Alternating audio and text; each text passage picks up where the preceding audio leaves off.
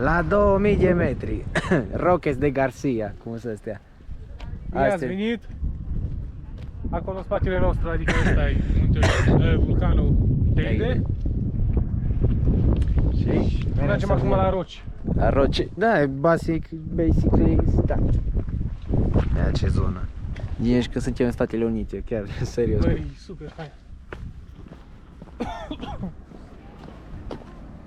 Tra, la, la.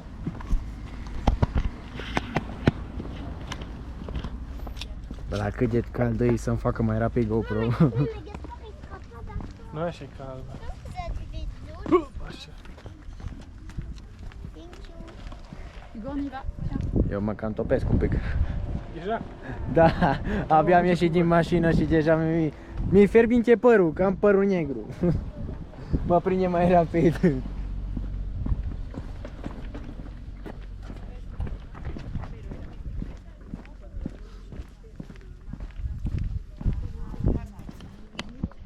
Mamă, deci.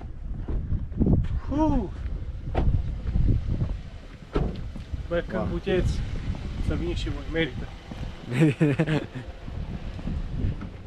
La cine ajunge, nu mesajul ăsta.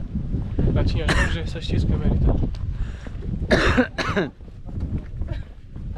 Chiar dacă veniți pentru o zi, nu? Să zicem, cel puțin să vezi numai muntele odată.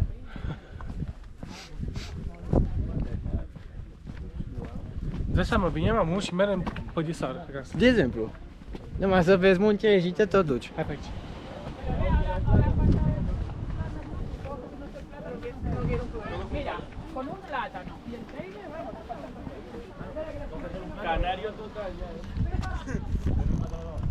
Ce fierbinte sau leu. Serios? Wow.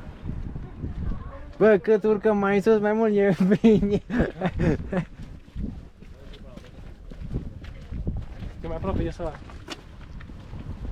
Eu tot timpul m-am gândit aia, eu chiar n-am înțeles cum atunci când urci sus, e mai rece.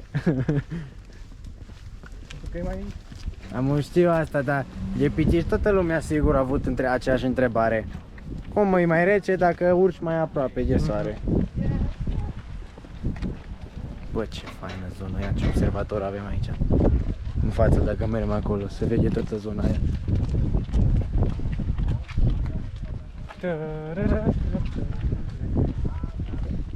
Ia, așa de cald mi s-a uscat palma.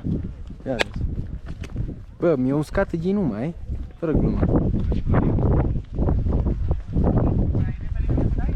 Uau, ce frumos e. Bă, sunt mai mari astea decât am crezut.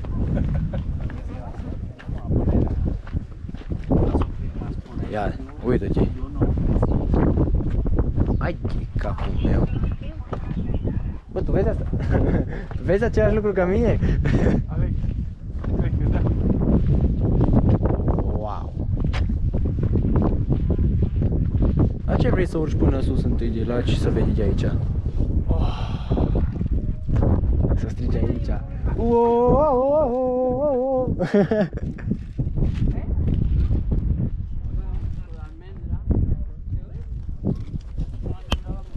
Ia, hai mă așa.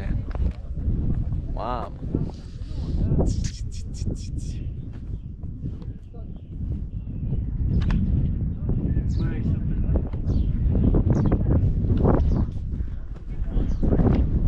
Ia, și aici putem face poză gen.